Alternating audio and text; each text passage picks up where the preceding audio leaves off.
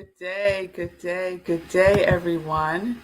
It's good to see you all. Welcome to SIP with Rev Melissa. I am Rev Melissa. I am an ordained interfaith minister, licensed religious science practitioner, certified spiritual life coach, and I am the spiritual director, senior minister at Rockland Centers for Spiritual Living. And all of that is my ministry of joy, where I support people in living life in joy, connected to their yes. So if you need support, just reach out, send me a DM, and we can set up some time to talk. So welcome everyone. Welcome to SIP, Spirit in Practice, because the practice makes the progress. Yes? Oh yes. So it's good to see you, mommy. Good day, Stacy. Good day, Lindsay. Good day, Pastor Al. It's good to see everyone. Good day, Tim. Good day, Linda from the mountains of Colorado. Yes. So I hope everyone had a good evening. I certainly did, and I will talk about why I did when we go into some joy news. So for right now, let's get into our series this week. And you all know that our theme this week is connection. It is connection, and we are all connected. And so yesterday I shared a story that Mark Nepo shared in The Book of Awakenings, one of my favorite books. And he talked about how the aspen trees appear separate from each other. There's one tree separate from each other. But underneath in the soil, they're all connected, right? That the roots are connected to one enormous root. And he was using that as a illustration of how we are interconnected with each other. How we are interconnected with each other. So, the definition, as you know, that we're using for connection is join, linked, unite, bind, together, to tie. So, just like those trees are connected to one enormous root, so are we. We are connected by one enormous root. And I call that root the root of love, right? The soil is our soul, yes? And we are all connected. We are all connected, interconnected as one, right? And we know this because at the invisible realm, everything is one thing. And when we could see that and know that and participate in that in this physical, visible realm, oh, what a world this would be, right? What a world this would be if we recognized and lived through the truth that it really is only one root, one enormous root, and we are all connected to it. So today, I wanted to go back to sharing a little bit from the book, The Four Pivots by Sean Wright, Reimagining Justice, Reimagining Ourselves. And the four pivots are awareness, connection, vision, and presence. And in the connection pivot, the invitation is to pivot from transactional relationships to transformative relationships. And he says that we build connections that leverage our shared humanity for collective care and compassion, right? That we are in this together. So I was reading some of the book last night, and I had to take a pause because he was talking about self care, right? And I love me some self care. I love me some self care. And he was putting it in another context that took me aback a little. It took me aback a little. So I want to share just a little bit of what his perspective and what it is he's not saying that self-care is a negative or that it's bad. He is offering another perspective when we talk about care. Okay, so let me just preface by saying that. Okay, he says the term self care, for example, has become popular among social justice advocates as a way to convey the need to take care of ourselves. Now, taking care of ourselves is important because we all work too much and often put everything and everyone before our own health and well being, right?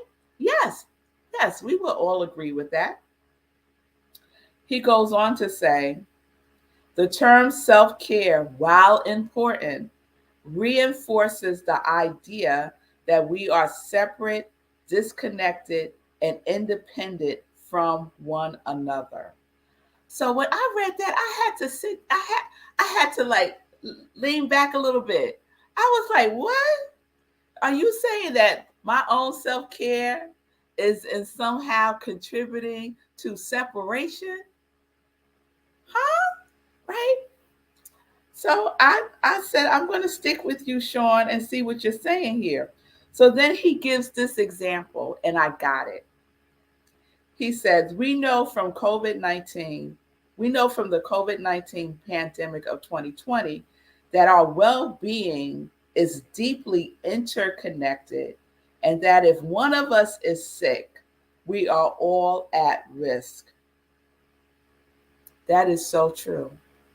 So I think what he's saying is, I can't be so consumed by my own self care that I don't recognize that if others in the community are not in care, feeling good, taken care of, then my self care is mm, is really a privilege. It's really a privilege, right? And he gives some examples of going on retreats or just disconnecting from the world, the grind of the world, that some people don't have the privilege to do that. And until there's a leveling of care for everybody, then we really have to look at our intention behind self-care. And I could get with that. Like, I could ride with that, Sean. I could ride with that. So he says to cultivate an awareness that caring for ourselves is deeply connected to the well-being and concerns of others. So we are interconnected.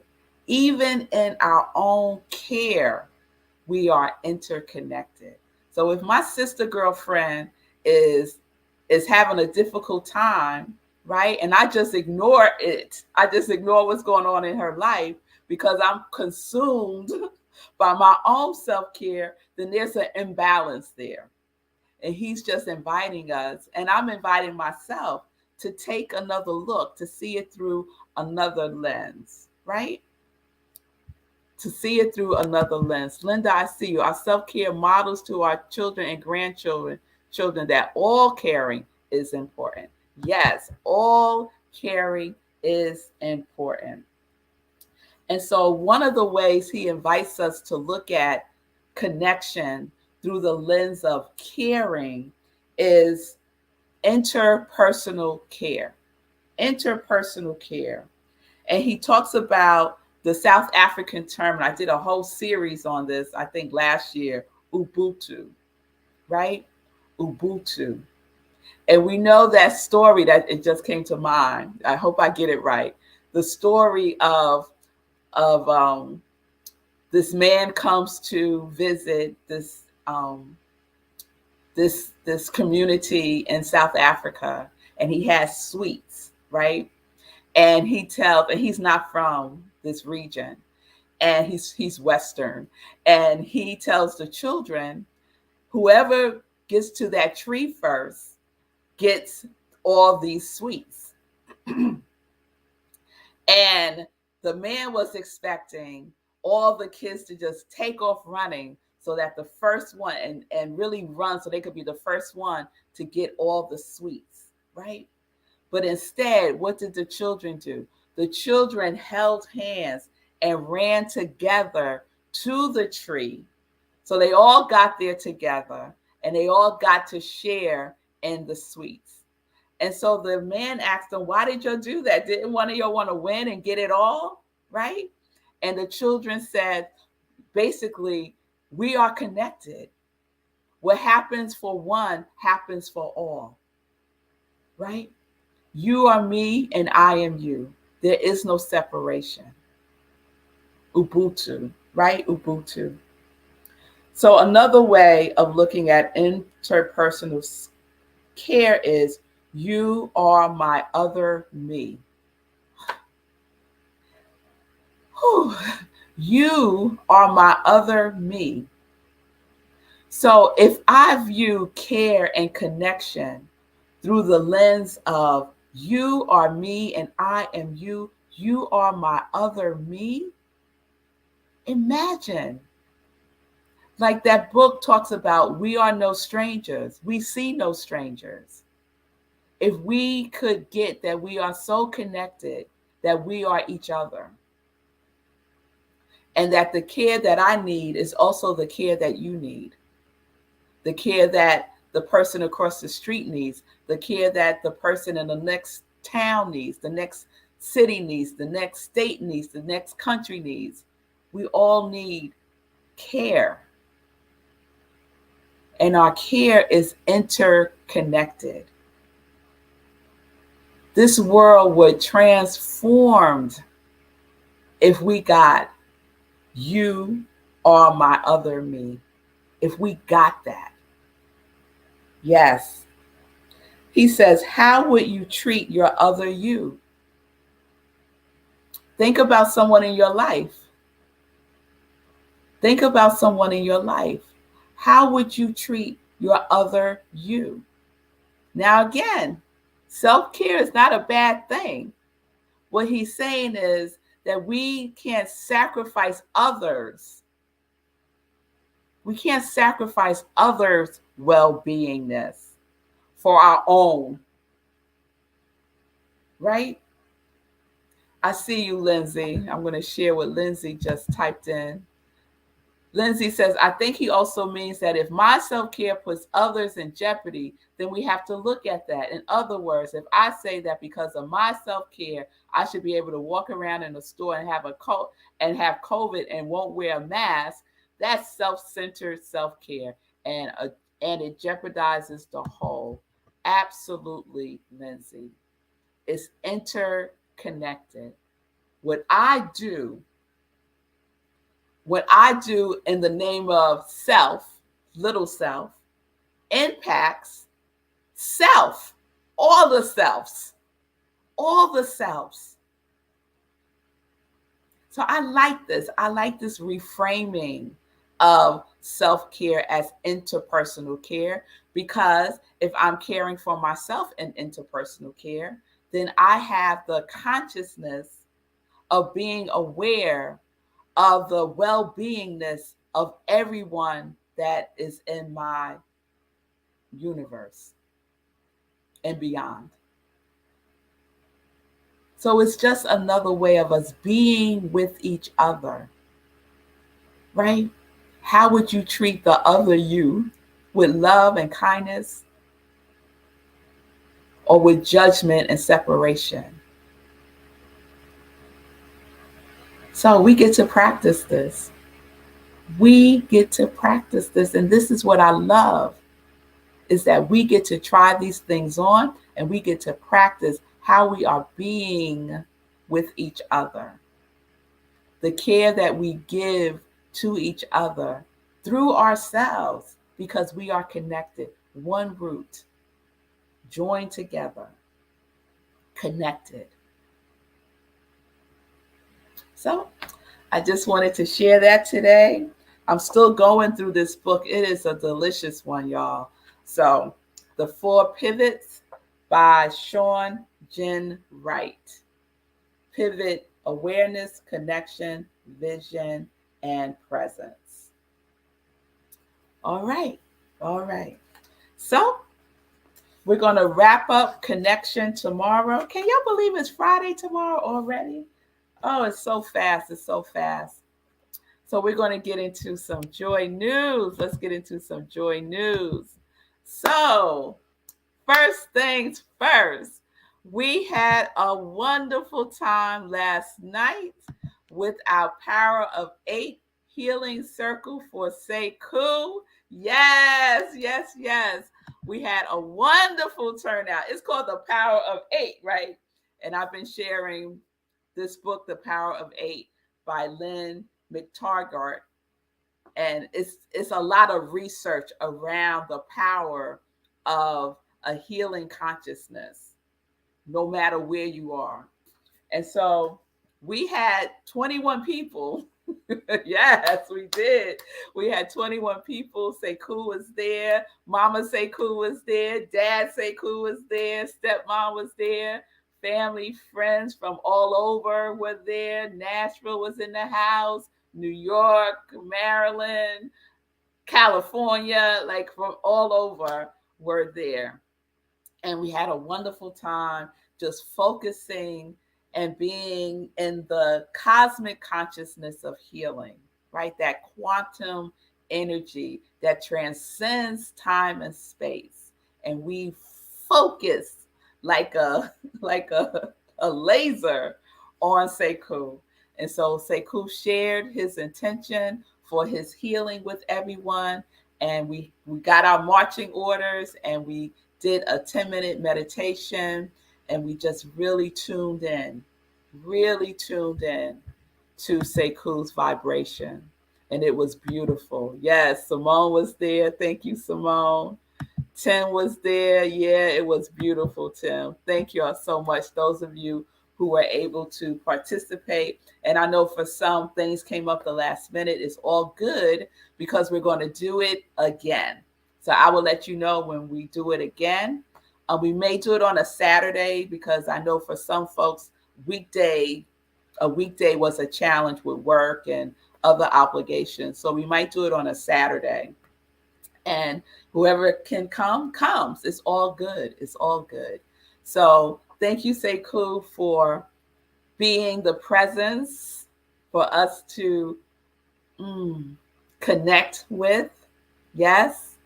And thank you for sharing what you need. It's so important that we give voice to what we need instead of us assuming we know what someone else's needs are. So, Sekou, peace and light to you, my brother. I am so grateful that we got to do this with you.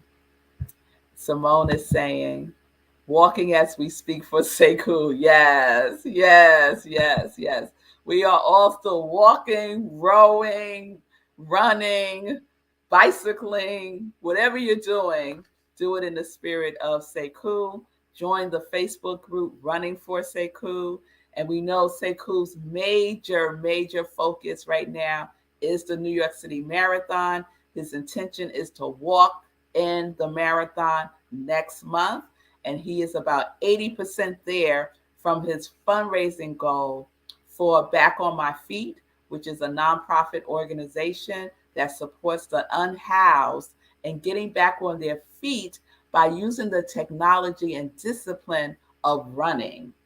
So Sekou is raising monies for that organization as his entry into the New York City Marathon. So it's important that he raised the $3,650. He's about 80% there. We could get him over that hump, y'all, to 100%. Let's do that by October 15th. Hey, I just grabbed that date out of the clear blue sky. But today's the 6th. The 15th is about days away. So please spread the news. If you gave, thank you so much. Spread the news so others can have the gift of giving and we can support Sekou. All right. All right, everybody. Yes, yes, it was beautiful, Lindsay. It was beautiful. So, other joy news that I want to share this Sunday, we have Living Life in Joy. So, please join me for Living Life in Joy. I will be sharing my sermon from Sunday about money. So, October at Rockland CSL, we are focused because we are ready for money and money is ready for us. And so, mind on money is what I'll be sharing on Living Life in Joy, 10:30 a.m. Eastern Time. And then right after, we have Sunday in Praise at Rockland CSL, where I am the spiritual director. And my message on Sunday is Spirit, Substance, Supply, oh my. Spirit, Substance, Supply, oh my. So please join me for that. And then on Monday, save the date, we have our meditation with the full moon on Monday, the 10th at 8:30 p.m. Eastern Time, right here on New Thought Media Network, right where you're watching me now. So please join me for that. All right, everybody. I will see you all tomorrow. We will wrap up connection. I hope everyone has a wonderful today. Remember, we are in this together. We are in the oneness together. Remember, you are me and I am you. Yes, I care for myself. I care for you. We are interconnected. We are interconnected. Yes, we are. All right, loves. Peace and blessings. Peace and justice. We're living life in joy. Yes. Yes. Connected to our yes.